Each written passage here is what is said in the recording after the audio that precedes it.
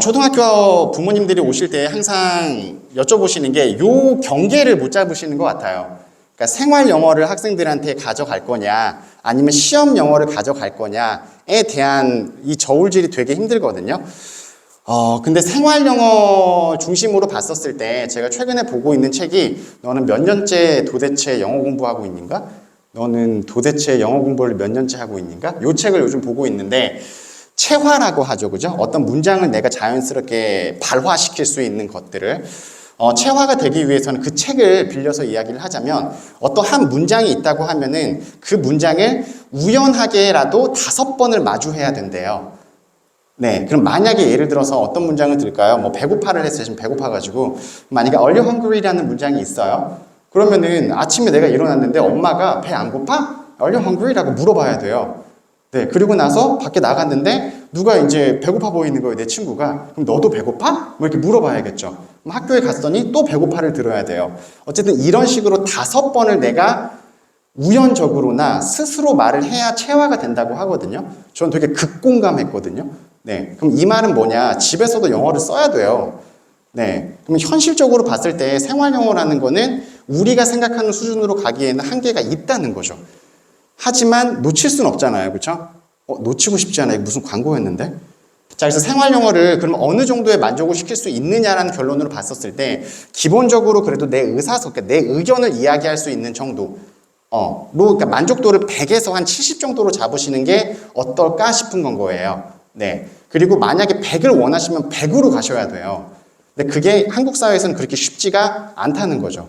그래서 항상 이렇게 물어보시는 게 이 학원 원어민 있어요? 스피킹 수업해요? 이렇게 물어보세요. 없어요 이러거든요. 저희는 성적을 빼야 되기 때문에. 근데 저도 이거는 놓치고 싶진 않기는 하거든요.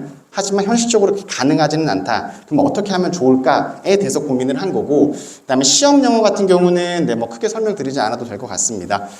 그래서 저희 학원은 뭐 개인적으로 당연히 시험 영어에 치중되어 있는 학원이고요. 그러면 생활 영어를 조금 원하시는 분들을 위해서 발화, 영작, 대회, 체화를 조금 2023년도에 좀 더 집중적으로 하려고 합니다. 대회를 조금씩 나가보려고 해요. 네, 그래서 자꾸 좀 뱉어내는 연습을 좀 많이 하려고 하고 영작을 조금 더 그 비중치를 높이려고 합니다. 그리고 대회를 통해서 뭐 발화나 체화가 될 수 있을 것 같고요. 아니면 저희 영상 수업이나 이런 것들 진행하고 있잖아요. 좀 더 그런 것들을 많이 말할 수 있도록 저희가 이번에 좀 세팅을 다시 해보고 있습니다. 자, 중학생들 같은 경우는 원포인트 레슨으로 착각의 정도가 굉장히 큽니다. 그럼 어떤 착각일까요? 본인이 공부를 잘한다는 착각. 두 번째, 본인이 공부를 많이 하고 있다는 착각. 왜? 90점이 넘었으니까. 네, 네, 큰일 납니다. 네, 큰일 나고. 제가 이제 가끔 말씀드리는 게 중학교 학생들 성적 그렇게 생각 많이 안 합니다. 뭐 94점이에요, 96점이에요. 뭐 학교에서 뭐 에세이를 받았대요. 다 중요한데, 그게 애들 실력이 진짜 아니에요. 진짜 아니에요. 네. 그래서, 착각에서 조금 많이 벗어났으면 좋겠고, 고등학교 준비를 어떻게 하시는지 조금 알게 되면은, 그러면 중학교 준비를 어떻게 하면 좋을지에 대해서 조금 영감을 받으실 수 있으실 거거든요. 일단 고등학교 때 어떻게 진행하는지에 대해 말씀을 드릴 테니까, 그럼 지금 내 아이가 중학교 수준에서 많이 하고 있는 게 맞는지, 이 정도 양이 괜찮은 건지 좀 평가를 하실 수 있으실 겁니다. 그리고 두 번째로는 목표가 없어요. 너무 당연한 말인데 이제는 조금 목표가 생겨야 될 시기가 된 것 같아요. 이유는 고교학점제.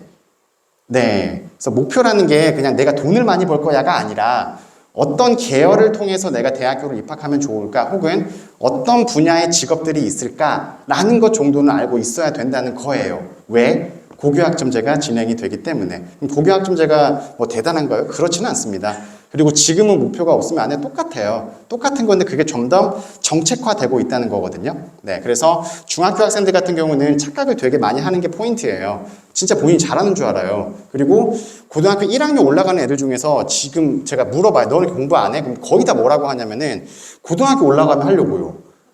아니면 시험 끝나면 뭐 시험 때만 하려고요. 이런 말 되게 많이 해요. 네, 차이가 어마어마하게 벌어집니다. 그 한 달 차이 되게 크거든요. 자, 그래서 저희 학원에서는, 우리 학원이라고 말을 할게요. 우리 학원에서는 EBS에서 수능 특강이 있는 거 아시죠?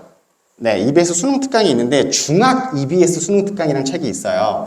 그래서 이번 2월 달에는 10반이 있으면은 한 6, 7반은 이 책으로 시작을 하려고 합니다. 네, 그래서 조금 뭐랄까요? 좀 빠른 선행의 느낌을 좀 주려고 하고, 모의고사 수능을 유형 파악을 진행을 하려고 해요. 그래서 지금 중학교 2학년, 3학년 학생들도 간혹 모의고사를 보고 있기는 하는데, 아이들이 그냥 이렇게 바로 보는 거거든요. 정확하게 어떤 분석이 있는 거가 아니라, 그래서 EBS 수능 특강을 좀 진행을 하면서 좀 더 빠른 고등학교 준비를 시켜주려고 합니다. 왜냐? 성적은 다 잘 나와요. 저희 뭐 학원 평균이 94점인데 뭘, 그쵸? 예, 예. 그러니까 89점이냐 94점이냐는 저는 크게 의미는 없다고 보거든요. 네. 대신 100점 맞으면 좋은 거죠. 그건 좀 차이가 있는데, 네. 그리고 개인적으로 좀 말씀드리면은 되게 점수가 널뛰기 하는 학생들 있잖아요. 중학교에서 뭐 70점이었다, 90점이었다, 60점이었다. 이 학생들은 100% 문법 때문에 그래요. 100% 문법이에요, 문법. 문법이 안 돼서 널뛰기 하는 거예요.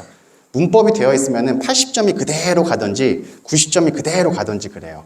그러니까 수학 같은 경우도 모의고사 보면 어떨 땐 1등급 받거든요. 어떨 땐 4등급 받거든요. 그게 왜 그런지 아시죠? 그 챕터가 달라요. 예를 들어서 뭐 3월 달에는 도형을 봤는데 뭐 6월 달에는 뭐 딴 걸 본 거예요. 이렇게 챕터가 달라요. 그럼 내가 잘 하고 있는 챕터의 문제가 나오면 잘 맞는 거거든요. 네, 근데 그렇게 보면 안 되는 거죠, 수능은. 이해되시죠? 그래서 EBS 수능 특강을 통해서 모의고사 유형 파악을 좀 진행을 하려고 합니다. 그리고 공조, 저희 공부환경 조성 프로젝트라고 해서 지난달에 제가 진행을 했었는데 네이버 밴드에 와 있죠. 네. 공조를 근데 제가 솔직히 말씀드리면 저희 학원만 하는 게 아니에요. 네, 다른 학원에서 진행을 하고 있는데 되게 좋은 것 같아요.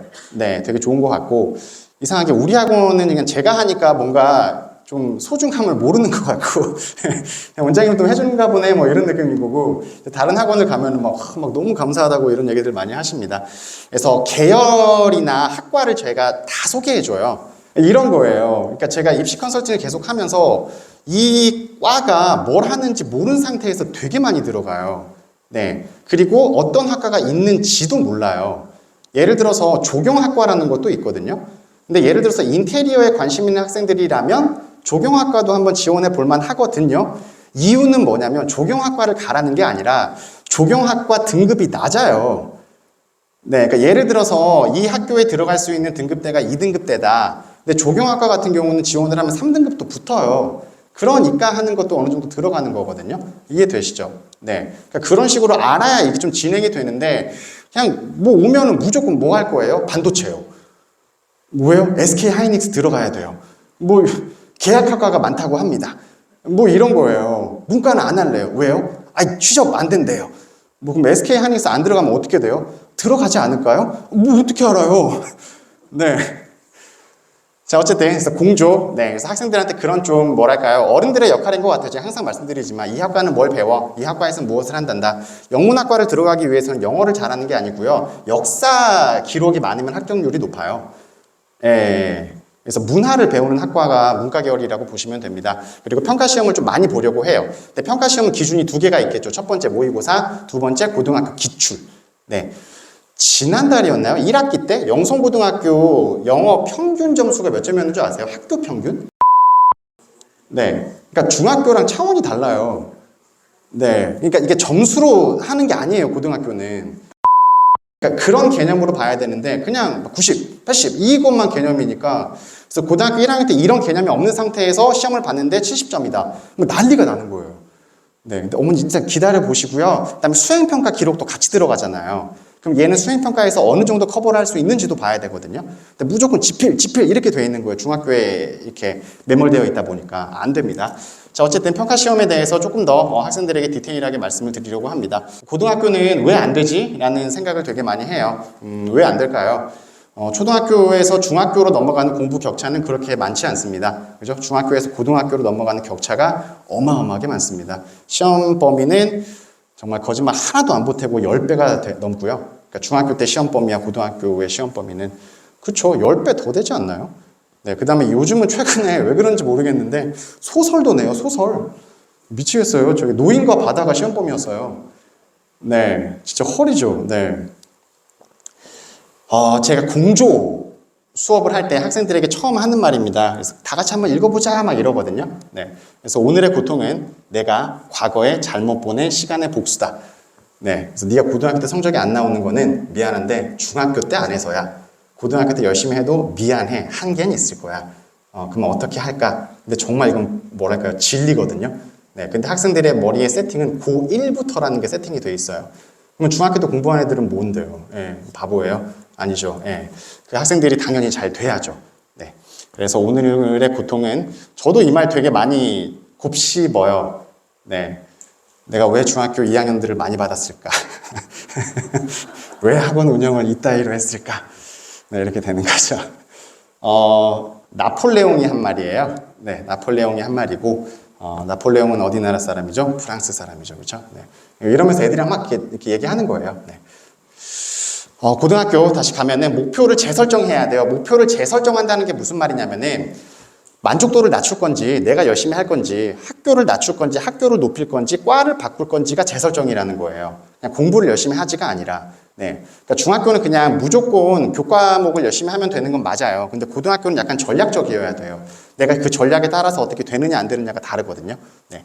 그래서 내게 맞는 전략, 그래서 입시팀 저희 지원 선생님이 많이 도움을 주실 거라 자신합니다.